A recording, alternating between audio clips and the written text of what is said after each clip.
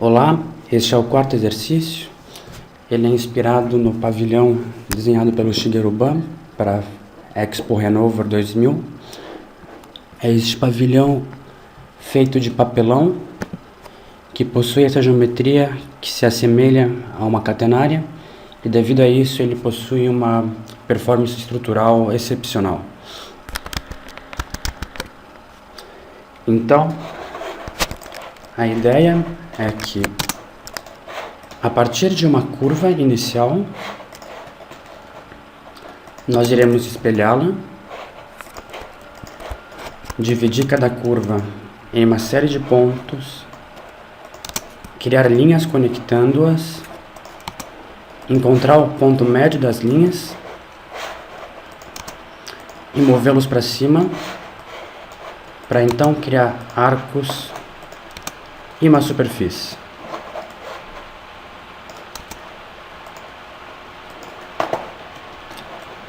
Depois disso, vamos subdividir a superfície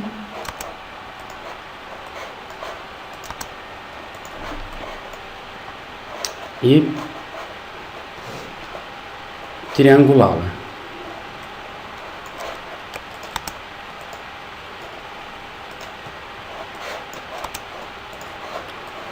Para então nomear cada um dos triângulos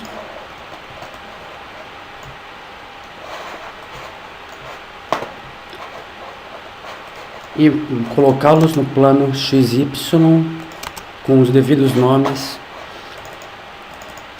para a fabricação digital. Então vamos começar do zero. Criem um novo arquivo de rima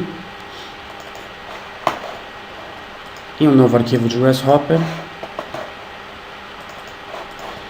O primeiro passo é desenhar uma curva abaixo desse eixo X. A curva tem que se assemelhar com essa aqui.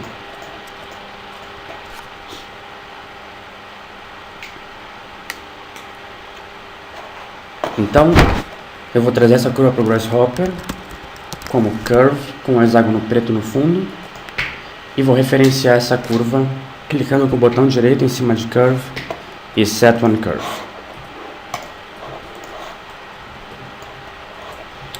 O próximo passo é espelhá-lo para o outro lado. Então, para espelhar, eu peço para ele mirror. Vejam que tem vários tipos de mirror. É importante ler a descrição de cada um. No nosso caso, a gente vai usar esse mais simples, Mirror an Object. Então ele me pergunta qual é a geometria a ser espelhada e qual é o plano que vai ser espelhado. Então a geometria é a curva e por padrão ele cria um plano YZ, ou seja, YZ. Mas, como eu disse, eu quero espelhar para esse sentido. Então, eu tenho que criar um plano que seja XZ. Então, eu vou pedir para ele um XZ plane.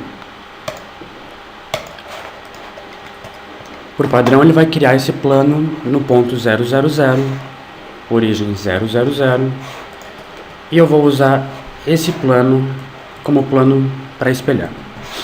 Ok. O próximo passo é subdividir ambas as linhas para conectá-las com linhas.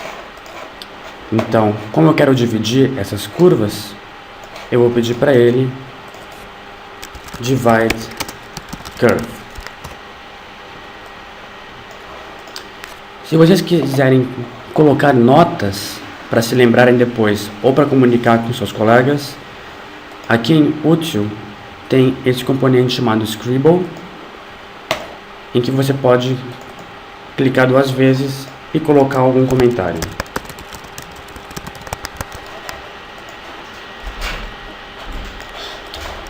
Então, para dividir uma curva, eu peço divide curve. Eu coloco a primeira curva e ele já dividiu em 10 segmentos. Eu posso colocar um slider como 15 aqui, por exemplo, e dividir em mais segmentos. E agora eu vou dividir a segunda curva, a curva espelhada também. Então agora eu tenho tantos pontos da curva original quanto os pontos da curva espelhada. Eu criei esses pontos para criar linhas conectando eles. Então eu vou pedir para ele line. Vejam que o primeiro line é com o hexágono preto, ou seja, ele não cria nenhuma linha, apenas armazena na memória. E o segundo, create a line between two points, cria uma linha entre dois pontos. Então ele pergunta o ponto inicial, eu vou dar esses pontos aqui, e o ponto final, eu vou dar esses pontos aqui. Vejam que aqui ele tem 15 segmentos, ou seja, 16 pontos. E aqui ele tem 10 segmentos, ou seja, 11 pontos. Então ele conecta 0 com 0, 1 com 1, 2 com 2, 3 com 3, 4 com 4, 9 com 9, 10 com 10, 10 com 11, 10 com 12, 10 com 13, 10 com 14, 10 com 15. Como uma lista é menor do que a outra, ele vai repetir o último item da lista menor para todos os itens da lista maior. Então é importante que ambas as listas tenham o mesmo número de pontos. Então eu conecto o mesmo number slider nos dois divide curves.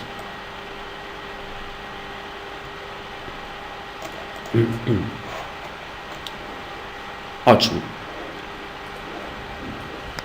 O próximo passo é encontrar o ponto médio de cada uma dessas curvas. Vocês concordam que essa linha aqui tem um comprimento menor do que essa linha aqui, que tem um comprimento maior do que essa linha aqui, que tem um comprimento menor do que essa linha aqui? Para o Grasshopper, todas as linhas têm o mesmo comprimento, porque ele trabalha em um espaço paramétrico. Então, todas as linhas vão sempre de 0 até 1. Por que isso? Num espaço cartesiano, para eu descrever uma curva, eu preciso de uma série de pontos e da posição desses pontos em x, y, z. Ou seja, eu preciso de um monte de informação para descrever essa curva. Então, para esse ponto, eu preciso de x, y. Para esse ponto, eu preciso de x, y. Para esse ponto, eu preciso de x, y. E para esse ponto, eu preciso de x e y. A ideia de descrever uma curva parametricamente é descrevê-la a partir de cálculo diferencial. Então, ao invés de eu descrever em x, y e z cada ponto, eu descrevo de acordo com a velocidade da curvatura em cada ponto. Então, aqui a curvatura é baixa, baixa, baixa, alta, alta, alta, alta, baixa, baixa, baixa, baixa, baixa, alta, alta, alta, baixa, baixa, baixa. Então eu preciso apenas do parâmetro t em cada uma das curvas, dos pontos. Então, mesmo que a curva seja bidimensional ou tridimensional, ela é descrita apenas com uma dimensão. Então aqui, em vez de eu escrever em x, y, z de uma maneira cartesiana, eu descrevo apenas com um parâmetro em um espaço paramétrico. Ou seja, a curva começa em 0, de acordo com a curvatura, ela vai transformando sua geometria e ela termina sempre em 1.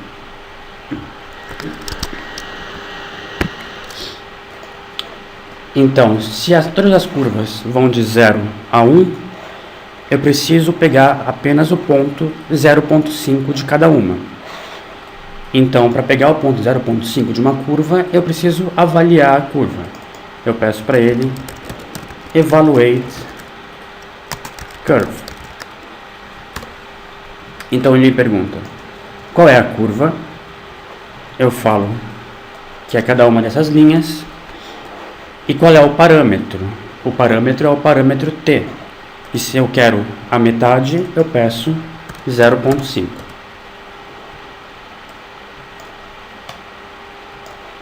Ok. O próximo passo é mover para cima cada um desses pontos de acordo com a distância do ponto da curva original para o ponto da curva espelhada.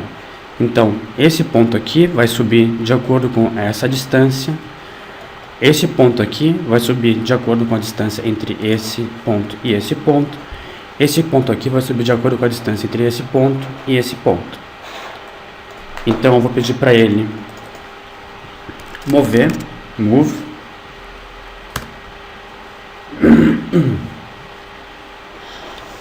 Ele me pergunta qual é a geometria.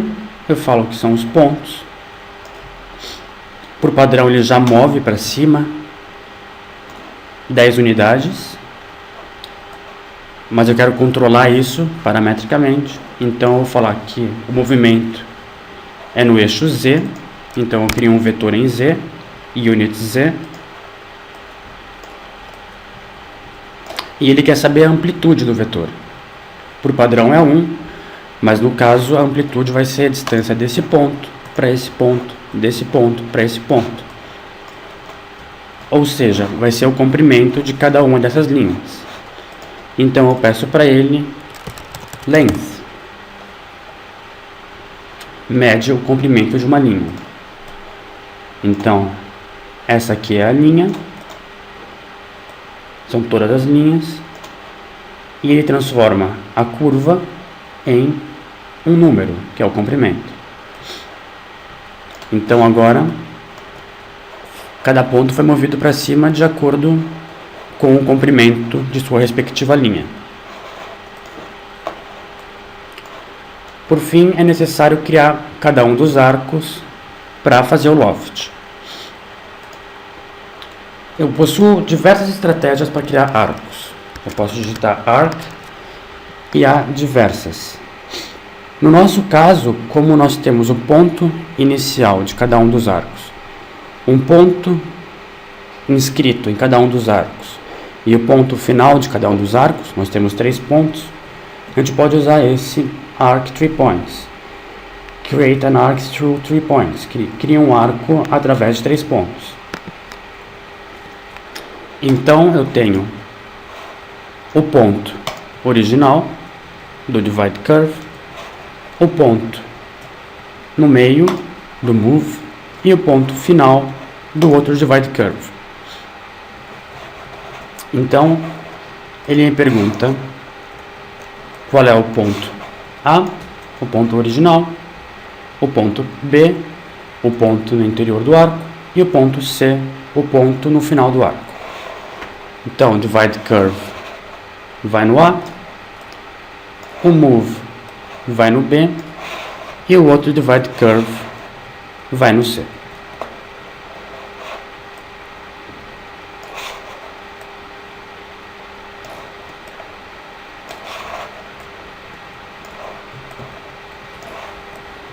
Sempre tentem organizar os wires para não virar uma macarronada.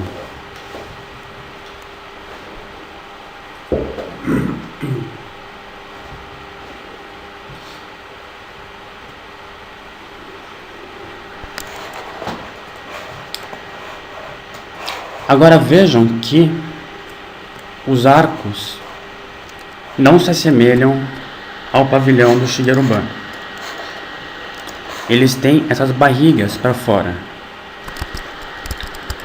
Isso acontece porque no pavilhão do Shigeru-ban esses arcos funcionam quase como catenárias. A ideia é que as catenárias elas são ótimas para alguns materiais, como concreto armado ou o papelão, que trabalham muito bem a compressão, mas trabalham mal a tração. Isso acontece porque as catenárias trabalham apenas a compressão. Mas a nossa geometria não se assemelha a uma catenária, porque se eu tenho um ponto original, o outro ponto do apoio, com uma distância x,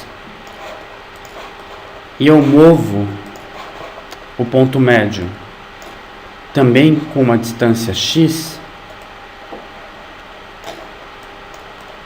o meu arco vai ter essa barriga para fora. E nessa barriga vai haver tração. Eu preciso colocar um fator aqui para diminuir essa altura. Então, se eu tenho um apoio aqui e um outro apoio com uma distância x, eu vou mover o ponto médio para cima de acordo com uma distância x sobre 3, por exemplo. E aí eu vou ter um arco mais abaulado que trabalha apenas a compressão. Num dos próximos exercícios a gente vai criar catenárias reais e eu vou mostrar alguns exemplos. Então o que é importante aqui é essa amplitude que está movendo para cima, que é o comprimento, deve ser o comprimento dividido por 3. Então, entre os dois, eu vou colocar uma divisão. Então, eu peço division. O division divide um número A, o dividendo, por um número B, o divisor. Então, o A é o comprimento e o B vai ser 3. E agora eu preciso substituir o wire que entra no factor do unit z por esse resultado da divisão. Ou eu posso refazer a conexão segurando Ctrl e ele desconecta, ou eu posso simplesmente colocar um no lugar do outro e ele substitui um pelo outro. Então, se eu desligar a pré-visualização de todos os itens anteriores ao arco, eu posso ver que agora é um arco abaulado, muito mais próximo à geometria do Shigeru. Por fim, eu vou criar uma superfície, loft, passando por todos esses arcos. Então, eu peço para ele loft, ele me pergunta quais são as curvas, eu falo que são os arcos, e por fim eu tenho minha superfície. Então pode agrupar essa primeira parte inteira do código e chamar o grupo de superfície. Bom, essa superfície ela possui curvatura em um sentido e curvatura em outro sentido. E ela é uma única superfície. O que nós vamos fazer é dividir ela em uma série de componentes e triangular esses componentes, de modo que os triângulos sejam planos e mais baratos para fabricar. Então, o próximo passo é subdividir a superfície em uma série de subsuperfícies. Vocês concordam que essa superfície possui 3 dimensões? Não. Grasshopper e Rhino pensam que ela tem apenas 2 dimensões. A dimensão em U e a dimensão em V. Em U e em V. Isso porque as superfícies também são calculadas de acordo com o cálculo diferencial. E elas são calculadas de acordo com a curvatura em V e a curvatura em U em cada um dos pontos. Então, as superfícies possuem apenas 2 dimensões. Então, eu vou dividir essa superfície em U e em V. Então, para tal, eu vou usar um divide domain ao quadrado, porque é em U em V. É um domínio que tem 2 dimensões. E ele me pergunta, qual é o domínio? Eu falo que é a superfície, e ele quer saber o número de divisões em U e em V.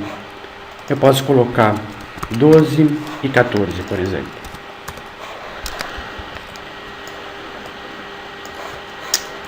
e nada aconteceu aqui.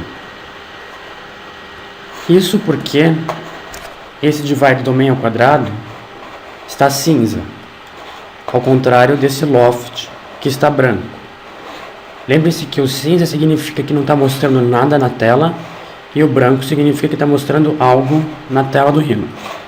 Se eu pedir para ele mostrar algo no divide domain ao quadrado, ele não mostra, porque a única coisa que ele faz é criar os segmentos dos domínios que vão ser usados para dividir a superfície.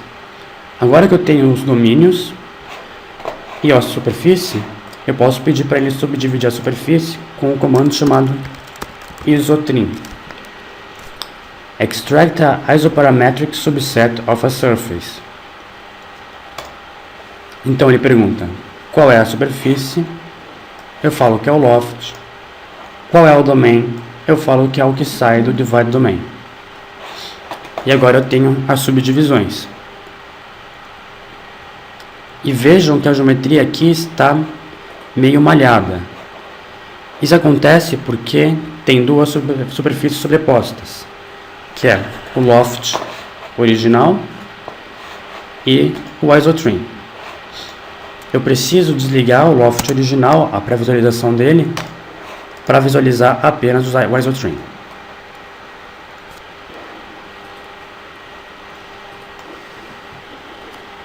Mas esses painéis ainda apresentam curvatura. O que eu vou fazer é pegar cada um dos vértices de cada um dos painéis e criar superfícies triangulares em cada um deles. Então, eu tenho as superfícies aqui de cada um desses painéis. Eu vou desconstruir a superfície para pegar os componentes dela. Esse comando se chama deconstruct BREP. Para o Grasshopper, qualquer superfície ou sólido é um BREP, é um Boundary Representation. Então, se eu quero as faces, as arestas e os vértices, eu uso deconstruct BREP. Então agora eu tenho todos os vértices, faces e arestas separados. Faces, arestas e vértices.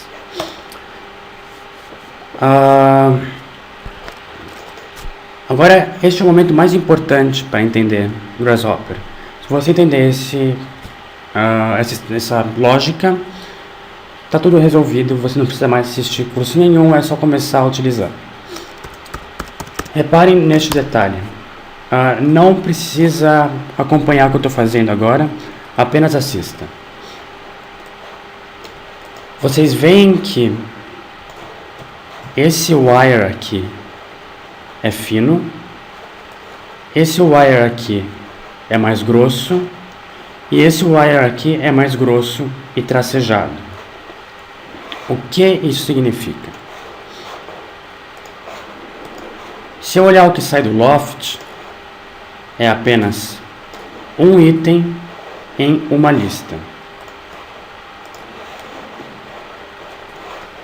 Então, se eu usar esse Param Viewer, eu vejo que é uma lista chamada 00 com um item, Data with one branch, apenas um galho, apenas uma lista.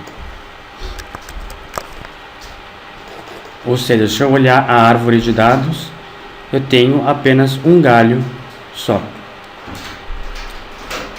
Se eu olhar o que sai do isotrim, isso acontece porque aqui no loft eu tenho apenas uma superfície. Se eu olhar o que sai do isotrim com um panel, eu vou ver que eu tenho uma única lista 000 com diversas superfícies, com diversos itens. Mais precisamente 168 itens. 168 porque Grasshopper, o primeiro item é sempre 0. Se eu olhar com o Param Viewer, eu vou ver que Data with one branch, data com um galho, data com uma lista, que é a lista 000, com 188 itens. Se eu olhar a árvore de dados, eu tenho apenas um galho, que é o galho 000. Porém, agora, com o wire tracejado, se eu olhar o panel, eu vou ter diversas listas. 0000 com 4 itens, 0001 com 4 itens, 0002 com 4 itens, 0003 com 4 itens, no que sai do vértice. Se eu olhar aqui o Param Viewer, eu tenho data with 168 branches, data com 168 galhos, data com 178 listas, cada lista com 4 itens. Se eu olhar a árvore, eu tenho uma série de galhos, mais precisamente 168. Por que isso acontece? Porque aqui, nesse loft, eu tenho apenas essa superfície. Nesse isotree, eu tenho cada uma das subsuperfícies em uma única lista. Agora, quando eu desconstruo a superfície para pegar os vértices, em vez do Grasshopper me dar tudo desorganizado em uma única lista, ele me dá cada 4 vértices de cada face em uma lista separada. Então, esses aqui são os 4 vértices dessa superfície. A próxima lista são os 4 vértices dessa superfície. A próxima lista são os 4 vértices dessa superfície. Apenas acompanhem o que eu vou fazer agora. Então eu tenho duas curvas.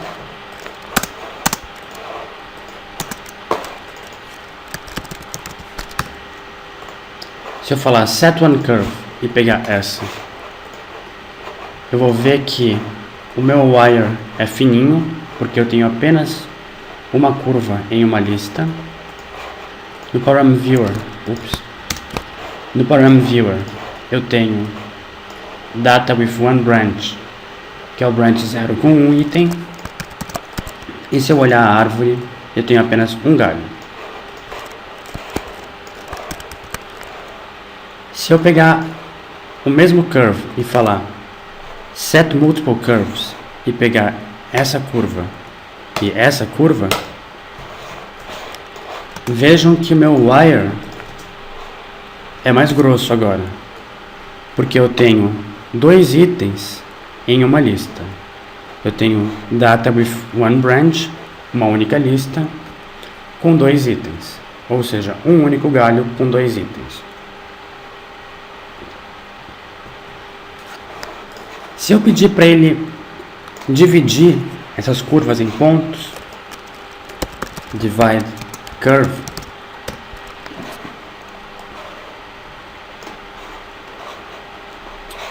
eu vou ver que ele criou 2 listas com diversos pontos, porque eu tenho 2 curvas. Se eu pedir para ele point list para contar os pontos,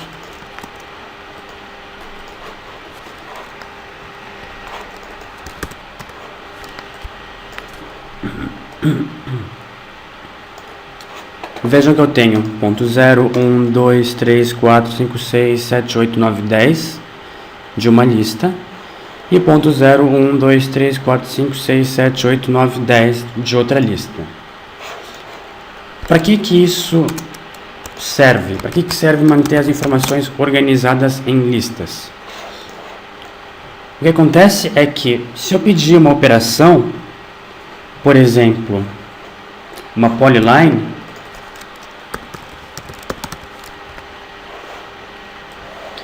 ele vai fazer uma polyline em uma lista e outra polyline em outra lista. Ou seja, as duas listas não se interferem.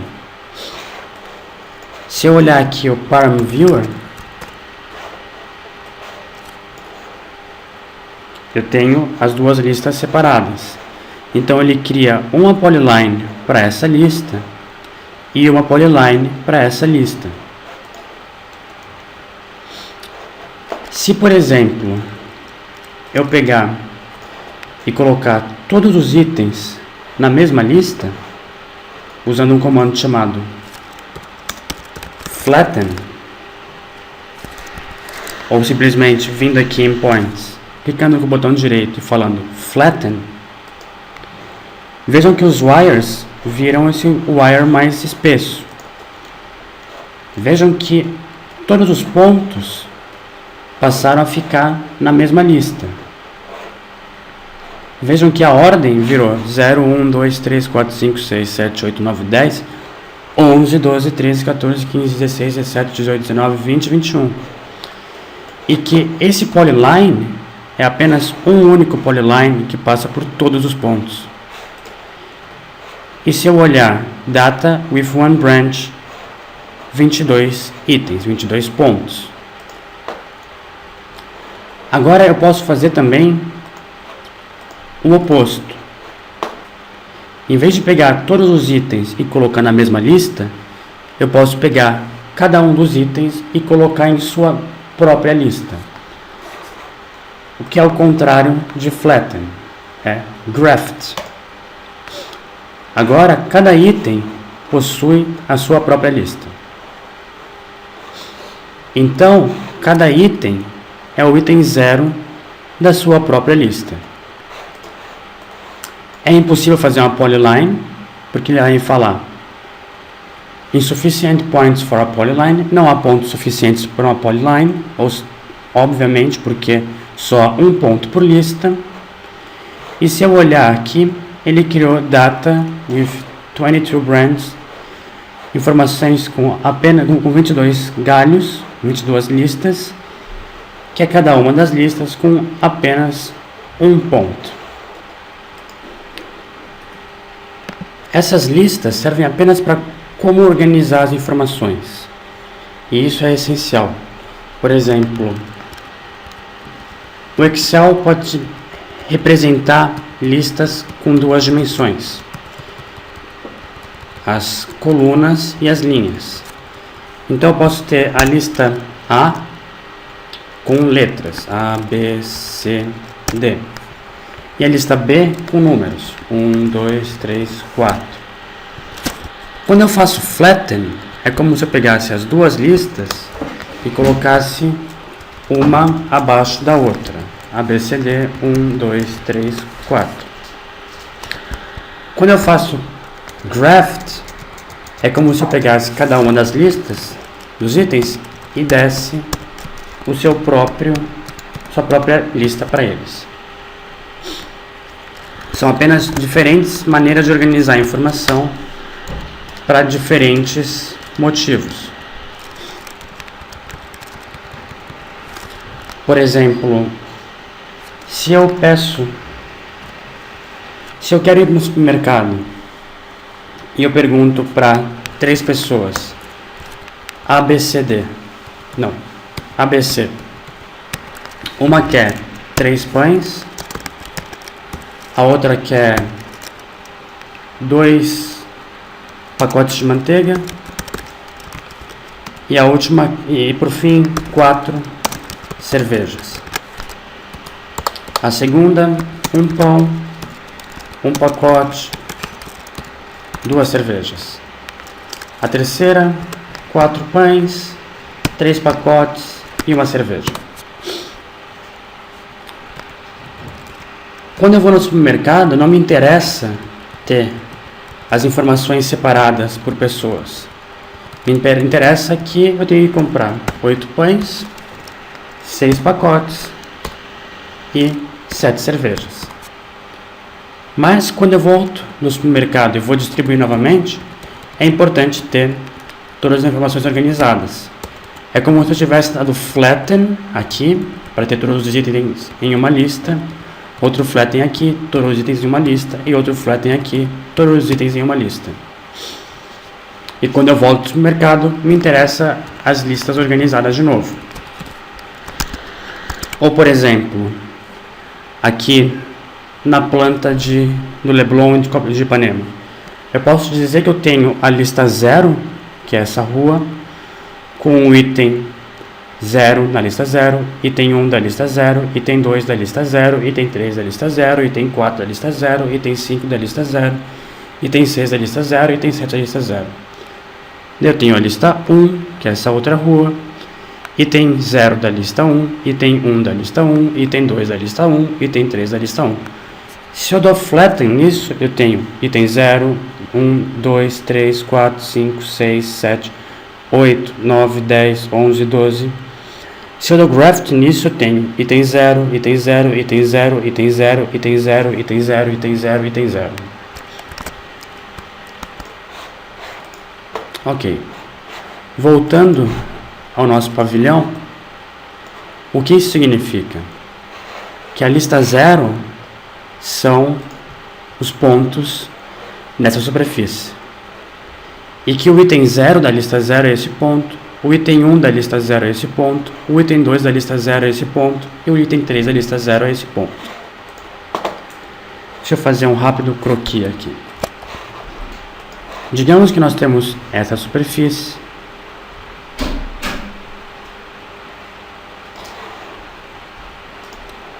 e ela possui os vértices 0, 1, 2 e 3. Os itens 0, 1, 2 e 3. Agora, se eu tiver várias superfícies juntas, 0, 1, 2 e 3, 0, 1, 2 e 3, 0, 1, 2 e 3. Cada uma das superfícies, com os seus vértices, possui sua própria lista.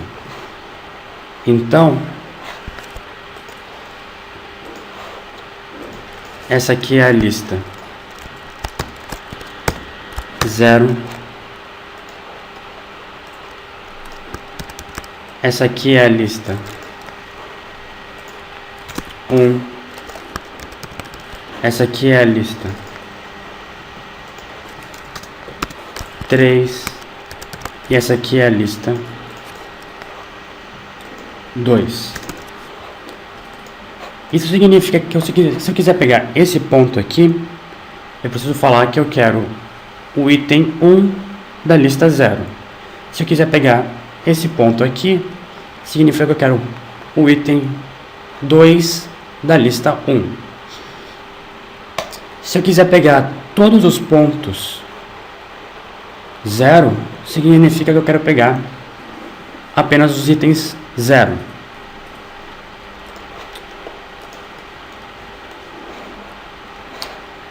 Da onde vocês pararam? Vocês pararam nesse vértice aqui. Não precisa fazer essas partes aqui. Eu só fiz isso aqui para deixar claro como é que estão organizadas as informações. E eu vou deixar esse arquivo online para vocês poderem ter acesso a eles.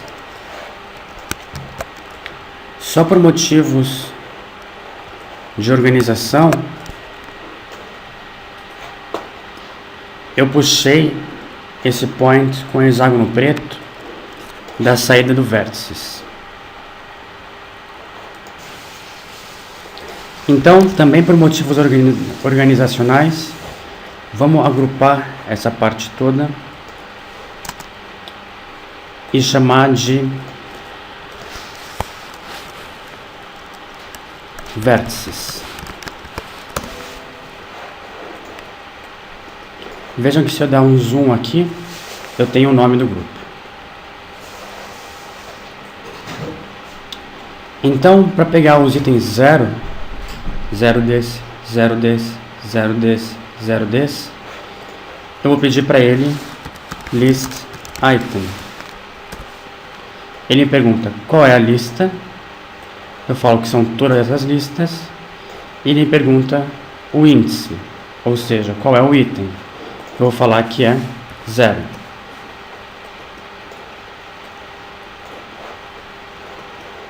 Se eu selecionar ele vai mostrar que os itens em verde são os itens 0. Se eu olhar, praticamente todos os itens estão verdes. Por quê? O 0 dessa superfície é esse. O 0 dessa superfície é esse. O 0 dessa superfície é esse. Ou seja, o 0 dessa é esse. O 0 dessa é esse. Então, o 1 dessa, o 1 da lista da superfície 0, está sobreposto com o 0 da superfície 1. Então aqui eu tenho todos os zeros. Eu vou criar um outro list item para pegar todos os itens 1 das listas. Outro list item para todos os itens 2 das listas. E por fim, um outro list item para pegar todos os itens 3 das listas. Agora eu vou triangular da seguinte maneira.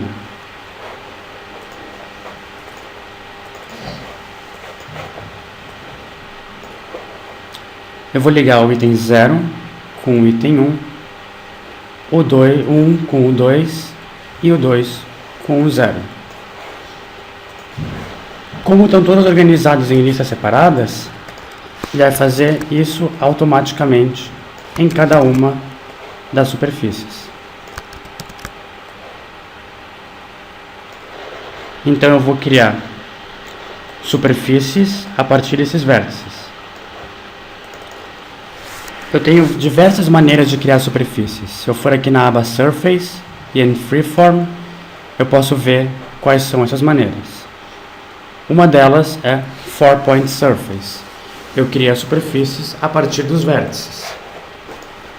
Então ele pergunta o vértice A, o vértice B, o vértice C e o vértice D.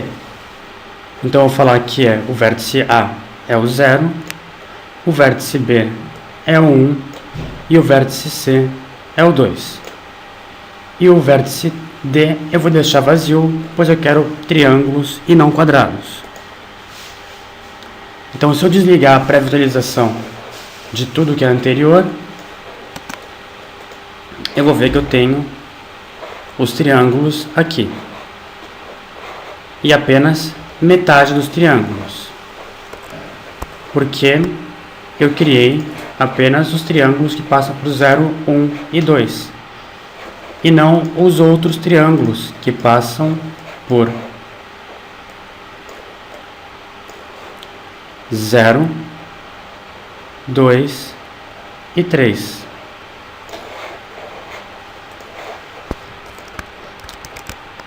Zero, 2 e 3. 0, 2 e 3. 0, 2 e 3. Então eu preciso criar um outro 4-point surface que passe por 0 no corner A, 2 no corner B e 3 no corner C. E agora eu tenho todos os triângulos.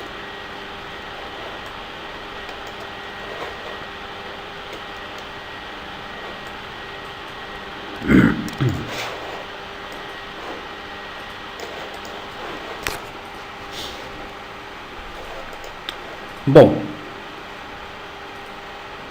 possivelmente eu tenho alguns triângulos repetidos, cuja geometria é a mesma, mas quase todos vão variar. Então é importante eu nomear cada um dos triângulos. Se eu enviar planta, corte e elevação desse desenho, ele não vai ser muito útil para fabricar esses triângulos.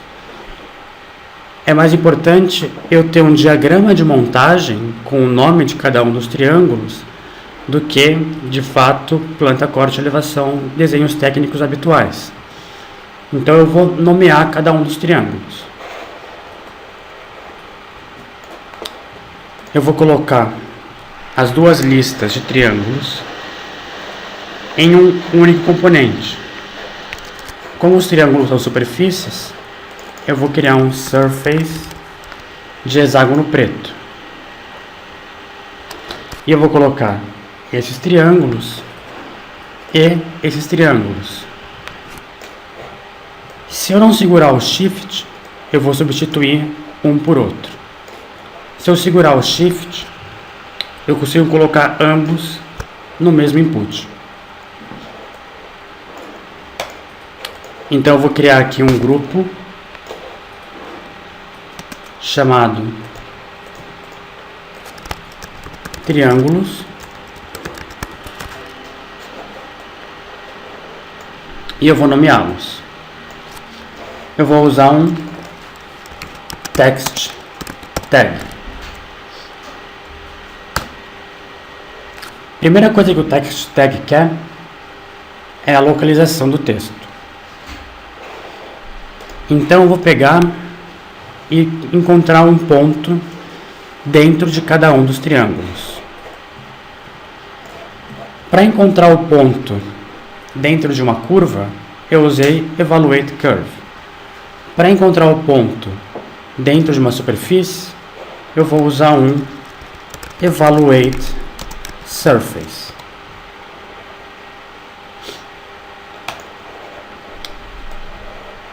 A diferença é que em uma curva eu preciso de apenas um parâmetro t.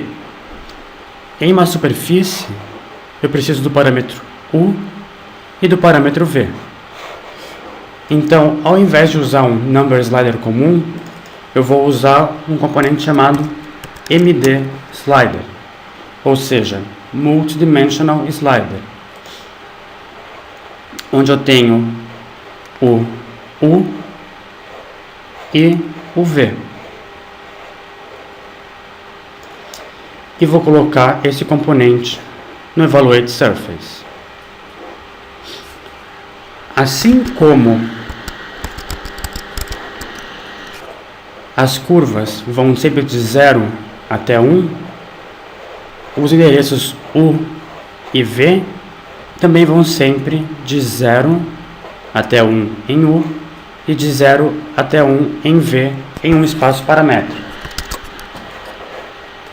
Mas se eu olhar aqui, todos os pontos estão em um cantinho, mesmo que eu vá de 0 até 1 no number slider.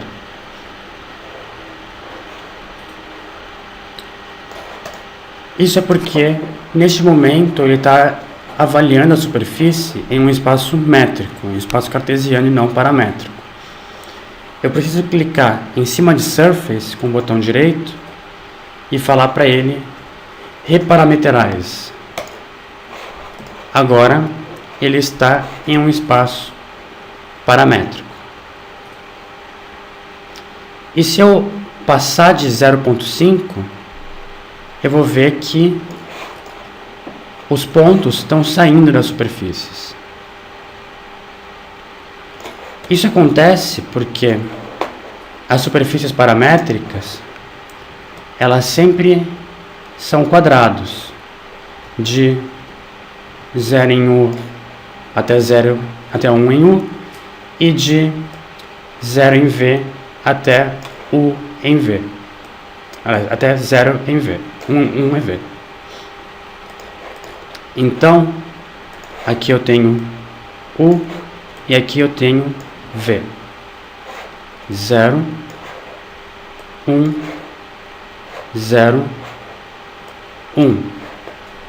Então, o que o Grasshopper faz para gerar triângulos é como se ele gerasse a superfície inteira, superfície NURBS inteira, e apenas desse um trim na metade dela.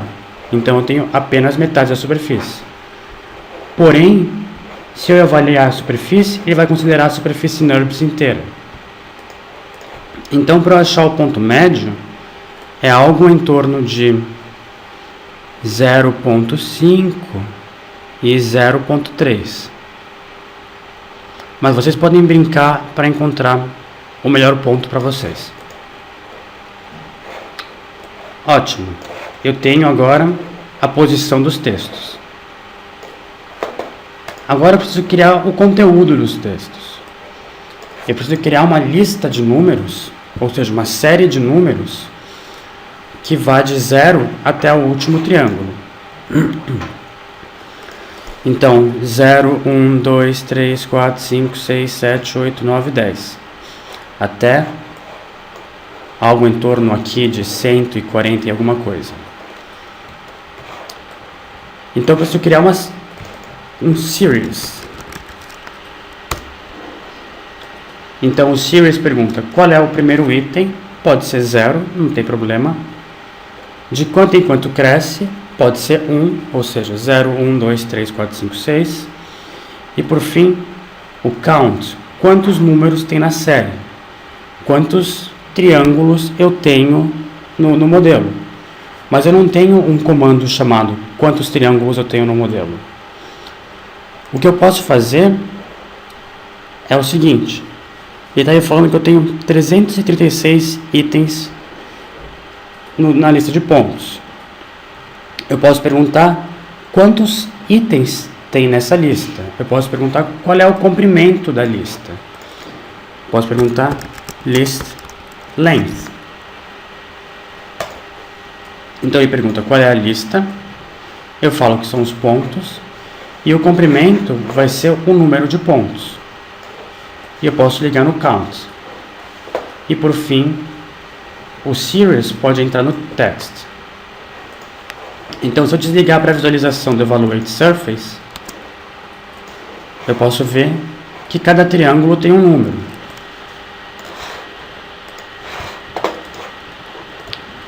Todavia, se eu olhar, a lista está com triângulo 0, triângulo 1, triângulo 0, triângulo 1, triângulo 0, triângulo 1, triângulo 0, triângulo 1. E aqui está o mistério. Por que isso está acontecendo?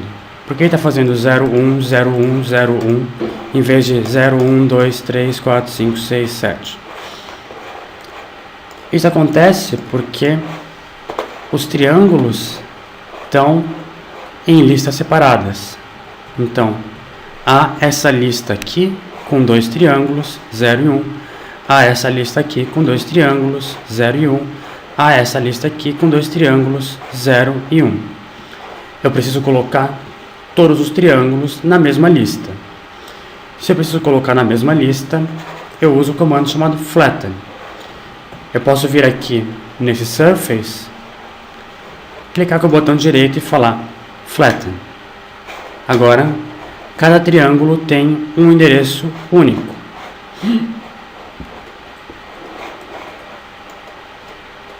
Eu tenho triângulo 0, triângulo 1, triângulo 2, triângulo 3, triângulo 4, triângulo 5, triângulo 6. Como está complicado para ler aqui, eu vou colocar uma outra cor. Então no text tag, a última opção é color. E em vez de usar um gradient, que vai gerar um gradiente de cores, eu vou gerar apenas uma cor, com um componente chamado color picker. Então eu vou colocar a saída do color picker no color do text tag, e aqui eu posso mudar a minha cor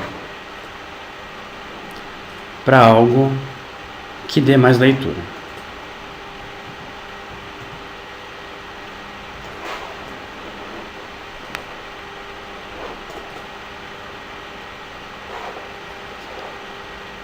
E vocês estão vendo que todos os triângulos têm um endereço 308.0, 309.0, 310.0, 311.0. Esse 0 é redundante. Eu não quero ele. Ele está aqui porque quando eu crio um series, o series cria números floating points, ou seja, números que têm casas decimais. eu preciso criar números inteiros. Então eu vou transformar esses floating points em integers, em números inteiros. E o truque é que se eu criar um integer com hexágono preto no fundo e eu dar floating points, o Grasshopper é inteligente, vai falar, ah, tá, eu quero integers, mas ele me deu floating points, então eu vou transformar esses floating points em integers. O Grasshopper é uma programação que pode ser descrita como if it quacks like a duck, it is a duck. Ou seja, se ele faz um ruído de pato, ele é um pato. Ou seja, se o floating point está entrando como integer, ele é um integer. Então, no fundo, ele faz a transformação de floating points para integers. E eu posso colocar aqui no text. Então agora, vamos agrupar essa parte do código aqui. E chamar ela de numeração em 3D. Bom, esses triângulos não vão ser feitos manualmente. A gente vai cortar os componentes com uma CNC ou uma máquina de corte a laser. Para essas máquinas, não interessa o modelo 3D. O que interessa é que todas as geometrias estejam planificadas. Então eu preciso pegar cada um dos triângulos e orientá-los no plano XY. Então eu vou fazer isso manualmente, pegar esse aqui, colocar no plano XY, pegar esse aqui, colocar no plano XY, pegar esse aqui, colocar no plano XY. Não. Eu sou preguiçoso de uma maneira inteligente. Eu vou programar a máquina para fazer esse trabalho para mim. Afinal, como eu sei, os projetos se transformam o tempo inteiro. Então, se eu quero orientar de um plano para outro, basta eu pedir orient. Mas o importante é que essa parte do código aqui, do nome em 3D, está pronta. Ela não interessa. O que interessa são esses triângulos aqui do surface que estão em 3D. Então eu vou pedir para ele orient esses triângulos. Ele pergunta, qual é a geometria a ser orientada? Eu falo que são os triângulos. Qual é o plano de origem e qual é o plano de destino? Como os triângulos já são um plano, eu posso usar os próprios triângulos com o plano de origem. Se o Grasshopper está perguntando qual é o plano e eu dou uma superfície que é plana, ele fala, ah tá, então isso é um plano. E por padrão, o target é o Word XY, ou seja, é o 000. Então eu tenho aqui todos os triângulos, um em cima do outro. Para a máquina, não interessa isso.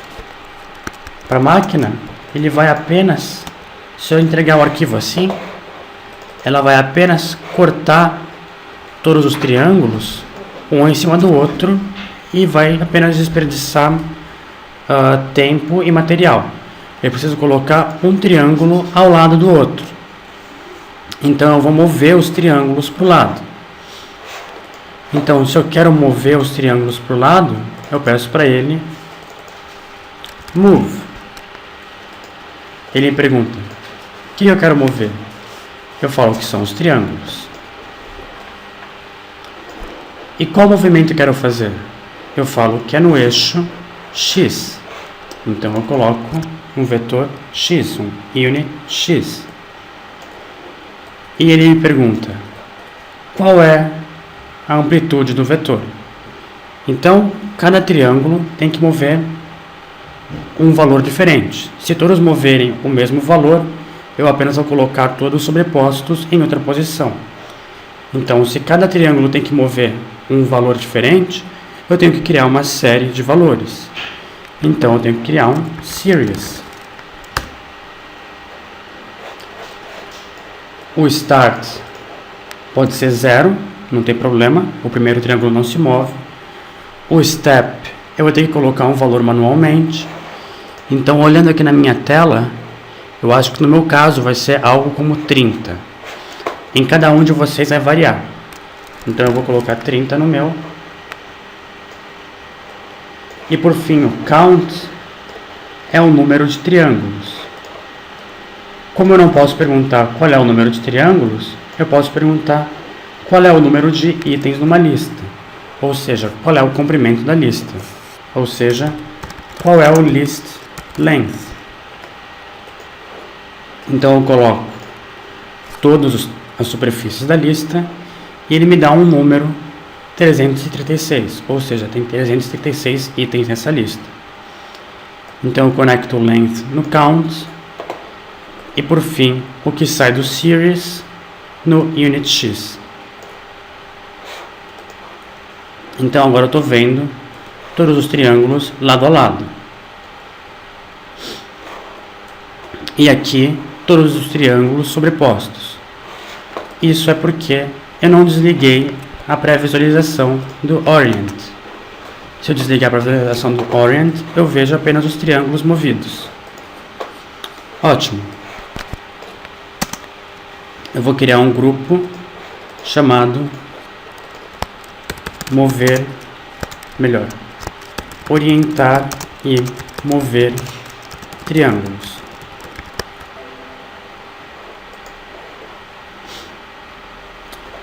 Para terminar, eu preciso de dois detalhes importantes. O primeiro é que a máquina de corte a laser, ou a máquina de usinagem, ela não está interessada nas superfícies.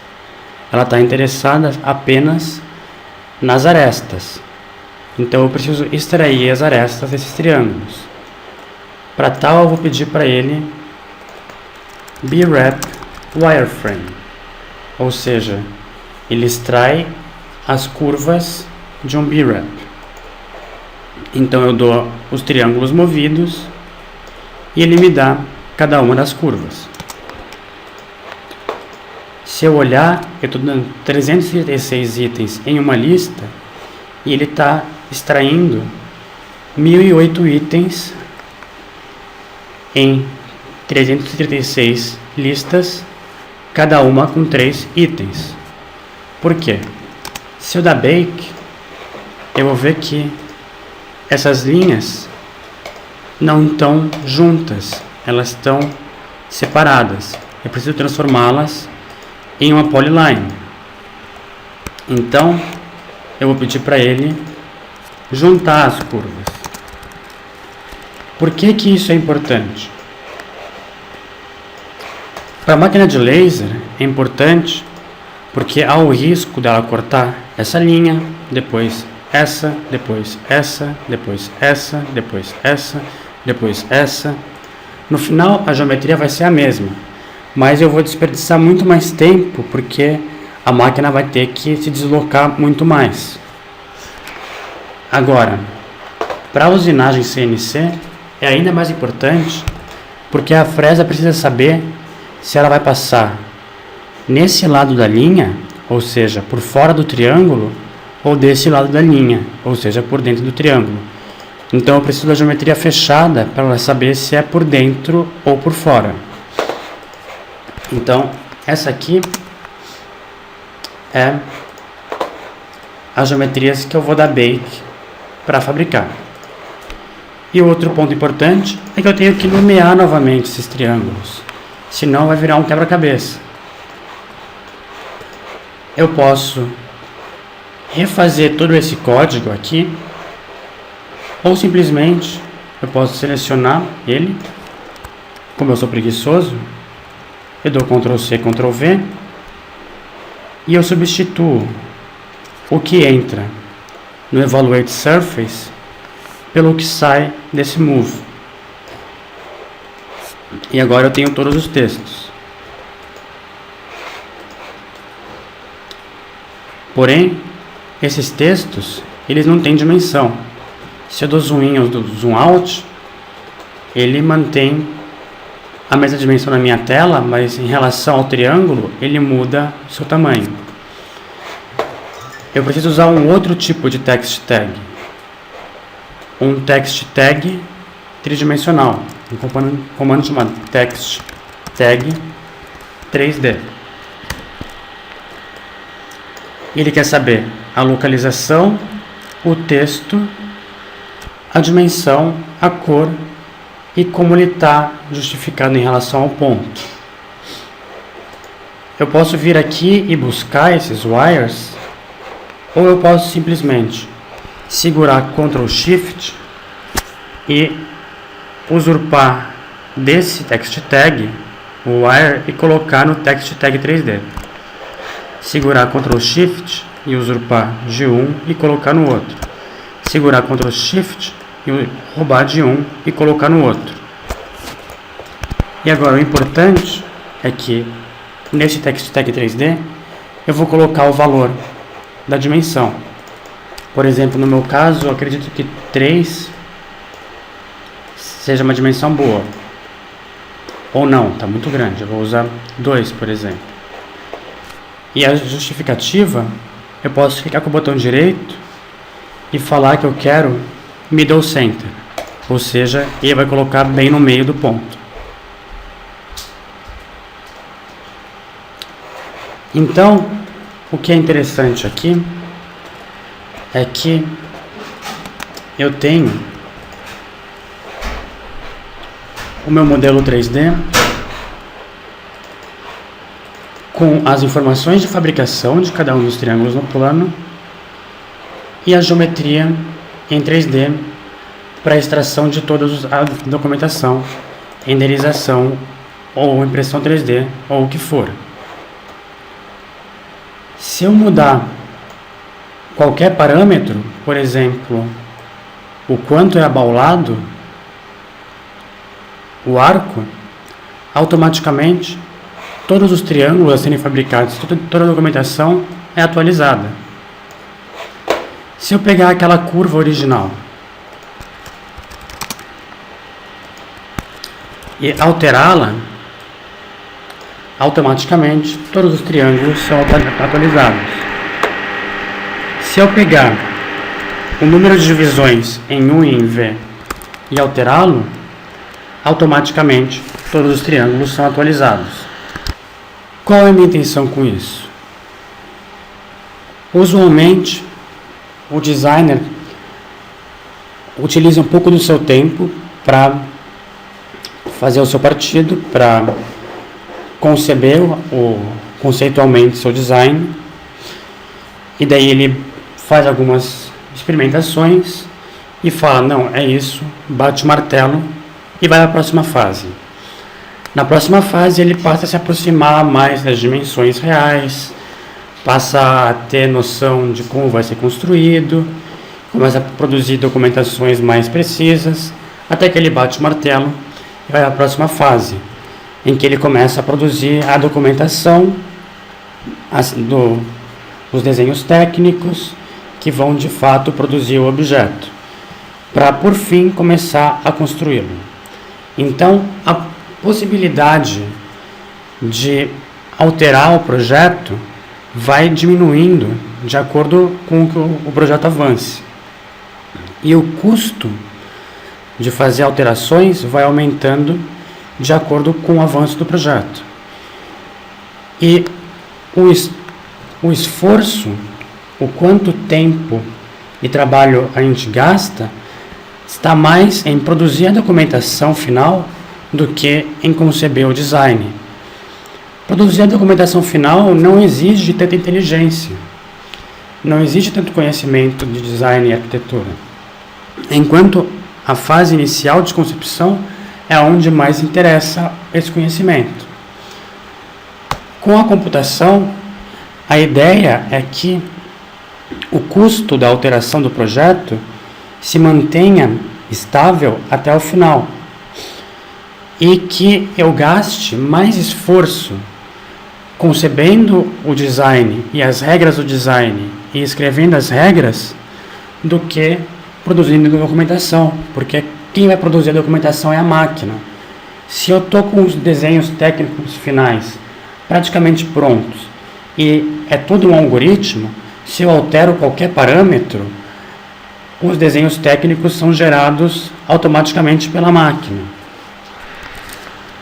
Então, se eu altero aqui qualquer ponto da curva inicial, todos os desenhos finais que vão ser produzidos para fabricação digital ou para fabricação habitual vão ser atualizados. Esse algoritmo ele é bem complicado, tem uma série de conceitos bastante novos, por exemplo, curvas possuírem apenas uma dimensão, ou como funcionam as listas, superfícies possuírem apenas duas dimensões, flatten, draft, Ctrl+C, Ctrl+V, mas esse exercício ele sintetiza basicamente o que a gente trabalha parametricamente. Esse é um algoritmo que produz um modelo paramétrico. Então, façam quantas perguntas vocês quiserem para mim pela interface do site, e o próximo passo vai ser dar o pulo de um modelo paramétrico, ou seja, um modelo em que eu estou apenas explicitando as regras e gerando geometrias associativas, ou seja, cada um desses triângulos está associado à superfície, que está associada aos árcos, que está associada a essa curva. E o próximo passo vai ser gerar um modelo computacional, ou seja, a gente vai utilizar computação para gerar geometrias.